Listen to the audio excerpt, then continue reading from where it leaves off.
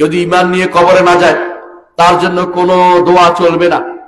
যে কেউ ঈমান নিয়ে কবর না যাওয়ার মধ্যে এটাও আছে, ধর্ম নিরপেক্ষতাবাদী বিশ্বাসী আছে না, সেকুলারিজমে বিশ্বাসী এই সমাজের মধ্যেও কিছু কিছু লোক আছে, পাওয়া যায়, আমি জানি। যারা এরকম সেকুলারিজমে বিশ্বাসী হয়ে মারা যাবে তাদের জন্য কোনো দোয়া করা যাবে না, কারণ ঈমান নিয়ে যেতে পারে নাই। সেকুলারিজম কেউ সোশ্যালিজম বিশ্বাস, সমাজতন্ত্রে বিশ্বাসী, সমাজতন্ত্র বিশ্বাসী হলো তার ঈমান নাই, বেঈমান, তার জন্য কোনো দোয়া করা যাবে না, তার জন্য কোনো জানাজা পড়া যাবে না। বুঝছেন তো? দুইটা উদাহরণ দিলাম।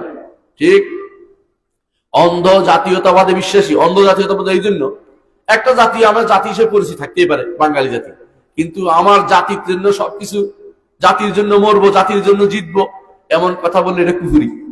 এই ব্যক্তি জাতীয়তাবাদও কিন্তু কুফরি হয়ে যায় তখন। এই জন্য যে ব্যক্তি অন্ধ জাতীয়তাবাদ দিকে রাখবে সেও কিন্তু কুফরি করলো, তার জন্য কোন রকমের দোয়া আপনার করতে পারবেন না। 4 নম্বরটা,